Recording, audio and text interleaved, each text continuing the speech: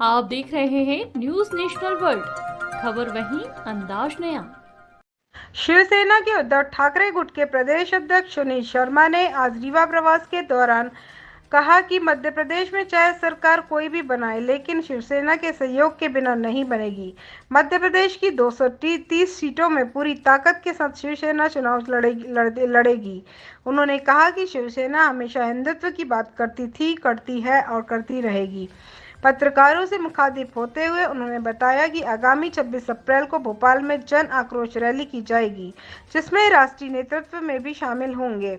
उन्होंने बताया, रैली के बाद जंगल जमीन आदिवासियों के लिए सुरक्षित करेंगे। स्कूल, मंदिर, गोचर भूमि से अतिक्रमण हटाने, मंदिर के पास से मांस मदिरा की दुकान हटाने सहित कई जनहितैषी मुद्दे को लेकर राज्यपाल को मांग पत्र सौंपेंगे। उन्होंने कहा कि मध्य प्रदेश से लोग कांग्रेस और भाजपा से नाराज हैं, तो उनके लिए शिवसेना ही विकल्प है। बाला साहब ने कहा था कि शिवसेना 80% समाज सेवा करती है और 20% राजनीति। हम बाला साहब ठाकरे के सैनिक हैं, किसी से डरते नहीं। भाजपा के षड्यंत्र के चलते 2 पार्टियां बनी। 40 विधायक, 13 सांसद जो शिवसेना छोड़कर गए हैं, वो बाला साहब के सच्चे सैनिक नहीं हैं।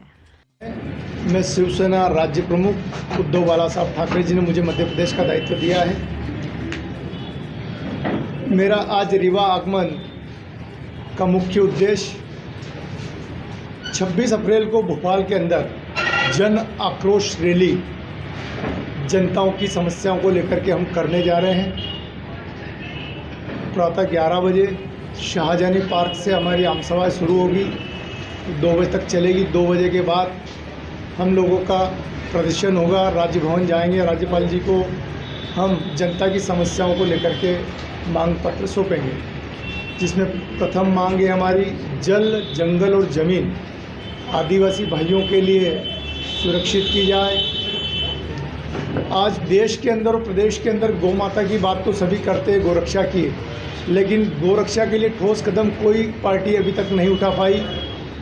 इस प्रदेश के अंदर अपन देखेंगे तो लाखों बीघा ज़मीन गोचर के नाम से है, गोचर भूमि है, लेकिन कई भूमाफियाओं ने तो कई दबंग राजनेताओं ने इस पर कब्जा कर रखा है। तो हम शासन से मांग करते हैं कि गोचर भूमि पर जिनने भी अतिक्रमण कर रखा है तत्काल प्रभाव से अतिक्रमण हटवाया जाए और जिनने भी अतिक्रमण किया उनके खिलाफ कठोर कार्रवाई की जाए।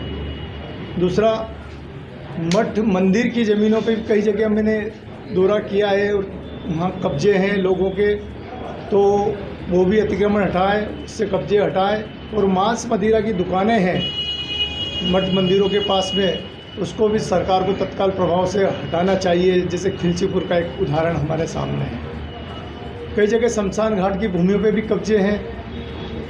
ये भी हमारी मांग है सरकार से कि शमशान घाट की भूमि से भी कब्जे हटाए जाए। कई जगह हम देख रहे हैं कि स्कूल कॉलेजों की ज़मीन पर भी भूमाफियाओं ने कब्जे कर लिए हैं, तो वो भी हम चाहेंगे कि सरकार हटाए। अगली मांग हमारी जो आंगनवाड़ी की माताएं बहनें आंदोलन कर रही सहायिका, उनका मानदेय फिक्स किया जाए और उनको पेंशन योजना दी जाए। दिग्विजय सिंह सरकार ने जो पेंशन योजना बंद कर दी है कर्मचारियों की, हम सरकार से मांग करते हैं कि जिस प्रकार राजस्थान ने, छत्तीसगढ़ ने शुरू की, ऐसे मध्य प्रदेश सरकार भी पुनः यहाँ कर्मचारियों की पेंशन फिर शुरू करें। इस प्रकार से 21 सूत्रीय मांगे लेकर के हम मध्य प्रदेश में पूरा दौरा कर रहे हैं और इन 21 मांगों के साथ हम लोग मध्य प्रदेश सरकार को जगाने के लिए राजभवन पर राज्यपाल जी को हम ज्ञापन देंगे। इसमें हमारे राष्ट्रीय नेता शिरकत करेंगे। आनंद दुबे साहब हमारे राष्ट्रीय प्रवक्ता हैं शिवसेना के, वो आ रहे हैं। हमारे अशोक तिवारी जी राष्ट्रीय संगठक आ रहे हैं। हमारे राष्ट्रीय संगठक एक रविंद्र कुवेस्कर साहब, ये भी आ रहे हैं। मुंबई से राष्ट्रीय नेतृत्व अब हमको पूरी तरह से मिल रहा है। अभी तक 10 दिसंबर 2022 को मेरे को उद्धव साहब ने मध्य प्रदेश का प्रमुख बनाया है। जब से मध्य प्रदेश में लगातार शिवसेना बढ़ती जा रही है, 2 बार हमने प्रादेशिक मीटिंगें कर ली है। अभी मेरा दौरा उज्जैन संभाग, इंदौर संभाग, भोपाल संभाग, आपका ग्वालियर संभाग और सागर संभाग होते हुए रीवा संभाग में आया हूँ।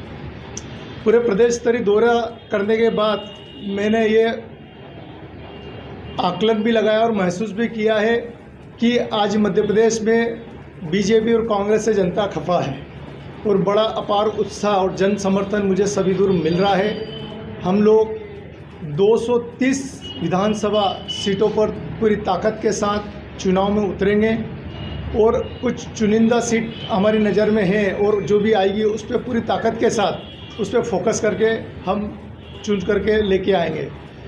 मेरा पूरा आत्मविश्वास है, जो मैं अभी घूम रहा हूँ, देख रहा हूँ कि मध्य प्रदेश में चाहे सरकार किसी की भी बने, लेकिन बिना शिवसेना के सहमति के या सहयोग के मध्य प्रदेश में कोई भी सरकार नहीं बन सकती है।